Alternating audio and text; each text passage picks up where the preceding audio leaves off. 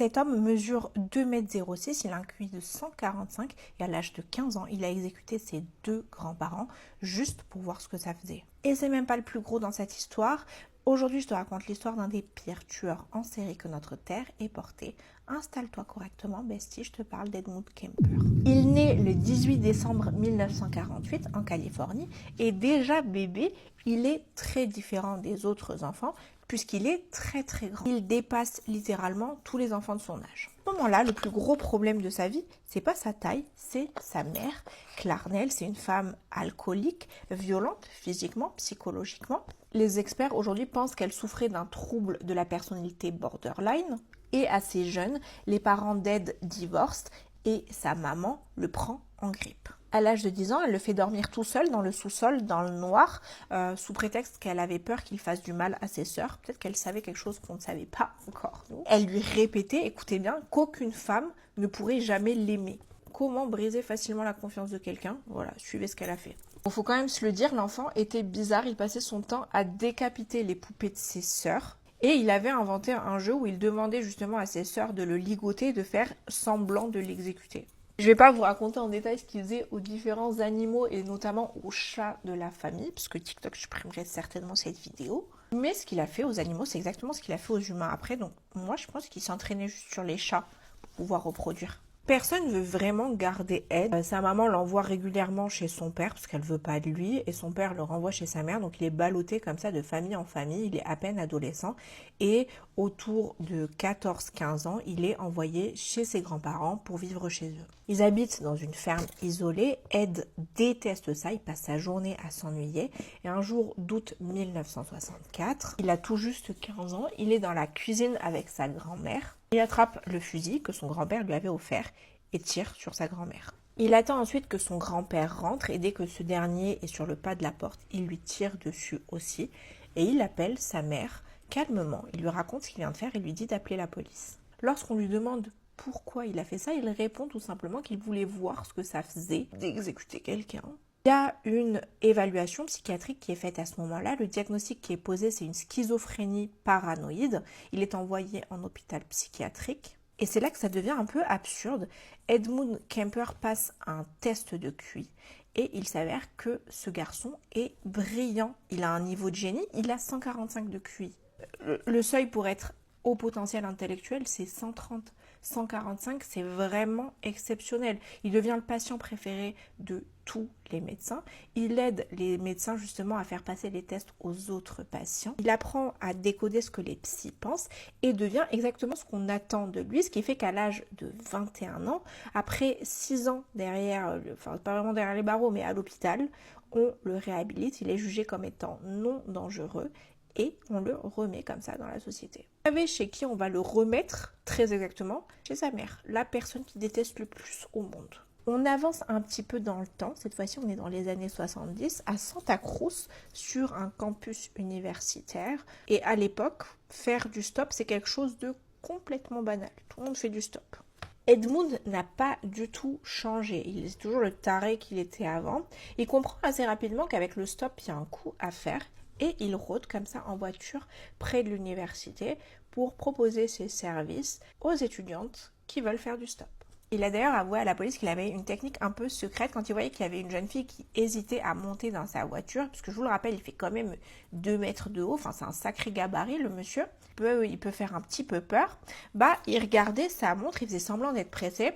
Et dans la tête des gens, ils se disaient, s'il voit que l'homme est pressé, c'est qu'il ne va pas avoir le temps de me faire quelque chose de bizarre, ce qui fait que ça rassurait les jeunes filles et elles montaient ainsi beaucoup plus facilement dans sa voiture avec lui. Entre 1972 et 1973, 6 jeunes femmes montent dans sa voiture et aucune d'entre elles ne ressortira en vie. Elles avaient toutes entre 15 et 23 ans pour la plus âgée. Son modus operandi était toujours le même, soit il les étranglait, soit il leur tirait dans la tête, puis il avait des rapports intimes avec les dépouilles des différentes défuntes, en sachant qu'il n'avait jamais eu de rapport avec quelqu'un de vivant à ce moment-là. Il découpait ensuite les victimes, puis s'en débarrassait. Certains morceaux d'ailleurs ont été retrouvés dans des lieux publics et apparemment, ça c'est ce qu'il a raconté à son psychiatre, il lui arrivait de manger des morceaux de certaines personnes. Il va avouer que le profil des jeunes filles qu'il recherchait, c'était des filles assez hautaines qui avaient l'air d'être riches. Il voulait pas s'en prendre à des hippies.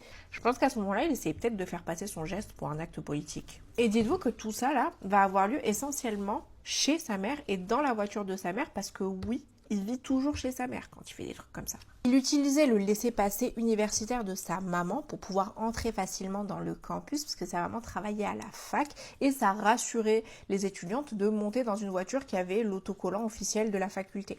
Que disent tous les psychologues, psychiatres et tous les enquêteurs qui ont travaillé sur cette affaire, c'est que depuis le début, Edmund en veut énormément à sa mère et que toutes les personnes qu'il a attaquées jusqu'alors, ce sont un peu des substituts. Lui, ce qu'il veut, c'est se débarrasser de sa mère. Le week-end de Pâques 1973, Ed rentre chez lui, chez sa mère. Ils se disputent, comme d'habitude, et elle lui lance « Je suppose que tu vas encore rester debout toute la nuit à parler » et il lui répond juste « Bonne nuit ». Et ce jour-là, il en a marre, pendant qu'elle dort, il l'exécute et il lui fait exactement la même chose qu'il a fait à toutes ses autres victimes. Quand il fait ça à sa mère, il va avoir un geste extrêmement symbolique. Il découpe son larynx, le jette dans le broyeur de l'évier, comme pour s'en prendre à la voix de sa mère, cette voix en fait qui a passé son temps à le rabaisser toute sa vie. Il découpe ensuite la tête de cette dame, la dépose sur la cheminée et s'en sert un peu comme d'une cible de fléchette. Mais il avait vraiment la haine contre sa mère. Après ça, il invite à dîner la meilleure amie de sa mère, Sarah. Il se débarrasse d'elle aussi pour faire croire à tout le monde qu'elles sont parties en week-end toutes les deux. C'est son tout dernier homicide. Il monte dans sa voiture et sillonne les routes. Il n'a pas de but précis, mais il va rouler un peu partout. Il écoute la radio en permanence. Il n'a qu'une hâte, c'est qu'on parle de lui. Mais il se rend compte que personne n'a retrouvé sa mère, ni Sarah, et que personne ne parle de lui, personne ne le cherche. Alors il fait un truc assez exceptionnel parce qu'il a quand même besoin de reconnaissance. Il s'arrête dans le Colorado, il entre dans une cabine téléphonique, il appelle lui-même la police de sa ville et il avoue tout. Le flic à l'autre bout du fil rigole, il veut pas y croire. Edmund a dû rappeler à plusieurs reprises pour qu'on finisse par le croire et c'est ainsi qu'il se fait arrêter. Lors de son procès, il plaide la folie, le jury le reconnaît quand même responsable de ses actes et il est condamné à la perpétuité suite à ça. Pendant ce procès, le juge va lui demander « À ton avis, quelle peine tu penses mériter ?»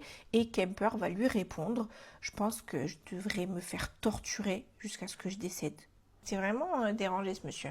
Lorsqu'il est en prison, Edmund Kemper devient un détenu modèle. Il enregistre des livres audio pour les aveugles et surtout, il accepte de parler au FBI. C'est les tout débuts du profilage. Si vous avez vu la série Mindhunter, vous avez très certainement vu qu'il apparaissait dedans. Petite histoire qui résume assez bien le personnage que j'ai gardé pour la fin de l'histoire. Un jour, alors qu'il avait un entretien avec l'agent du FBI qui était chargé de l'interviewer, fin d'interview, il l'a regardé dans les yeux et lui a dit extrêmement calmement « Les gardiens ne vont pas revenir tout de suite. Je sais que c'est le changement d'équipe. Je pourrais te dévisser la tête et la poser sur la table pour les accueillir. Qu'est-ce que tu ferais ?» Je vous rappelle qu'il fait 2,06 m et plus de 130 kg. L'agent n'a pas paniqué, il a bluffé, il est resté calme jusqu'à ce que les gardiens reviennent et après ça, le FBI a interdit les entretiens en solo avec les différents tueurs en série. Edmund Kemper est toujours vivant aujourd'hui, c'est toujours un détenu modèle. Sa prochaine audience de libération conditionnelle aura lieu en 2031. Il a demandé à se faire exécuter, chose qui a été refusée jusqu'alors.